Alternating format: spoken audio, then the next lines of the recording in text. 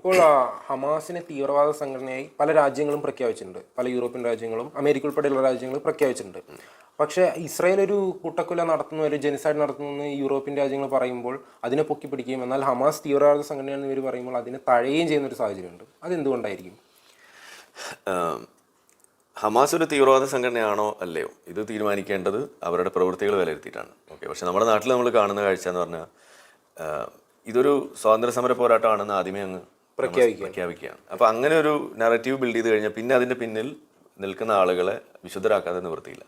അപ്പോൾ നമ്മൾ പറയുന്നത് വെച്ചാൽ അങ്ങനെ ഒരു വിശുദ്ധരാക്കൽ ഒരു നിർബന്ധിതാവസ്ഥയായിട്ട് വരികയാണ് ഈ ഹമാസിനെ പോലെയുള്ള തീവ്രവാദ സംഘടന.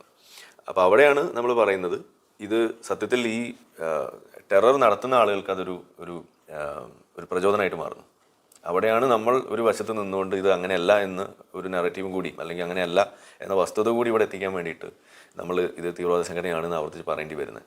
അപ്പോൾ ഒരു കാര്യം അതാണ്. രണ്ടാമത്തത്, സത്യത്തിൽ ഇങ്ങനെയുള്ള വിഷയങ്ങൾ ഇവിടെ ഉപയോഗിക്കപ്പെടുന്നത് ആ വിഷയത്തിൽ ഒരു പരിഹാരം കണ്ടെത്താനോ അല്ലെങ്കിൽ അതിൻ്റെ പേരിലുള്ള ഒരു പ്രശ്നം കുറച്ചുകൊണ്ടുവരാനോ എന്നതിനേക്കാൾ ഉപരിയായിട്ട് അത്തരം പ്രശ്നങ്ങൾ, അത്തരം വിഷയങ്ങൾ ഉണ്ടാകുമ്പോൾ അത് നമ്മളൊക്കെ വലിയ മനുഷ്യന്മാരാണെന്ന് തെളിയിക്കാനുള്ള ചില കുറുക്കുവഴികളായിട്ടാണ് ഇവിടെ ആളുകൾ ഉപയോഗിക്കുന്നത്.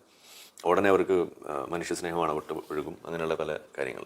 അപ്പോൾ അതിന് വേണ്ടിയിട്ട് ഇല്ലാ കഥകൾ പോലെ ഇതിൻ്റെ ഒപ്പം ചേർക്കുകയാണ്. ഇപ്പോൾ വംശഹത്യ ഉണ്ടെന്ന് വരുത്തി തീർക്കാൻ വേണ്ടിയിട്ട് ശ്രമിക്കുന്നത്, അതുപോലെ അവിടെ പട്ടിണിയാണെന്ന് കാണിക്കാൻ വേണ്ടിയിട്ട് ഈ ഫേക്ക് ചിത്രങ്ങൾ, ഇപ്പോൾ അസുഖം ബാധിച്ച് കിടക്കുന്ന കുട്ടിയുടെ ചിത്രം എടുത്തു വെച്ചിട്ടാണ് പട്ടിണിയാണെന്ന് വരുത്തി തീർക്കുന്നത്.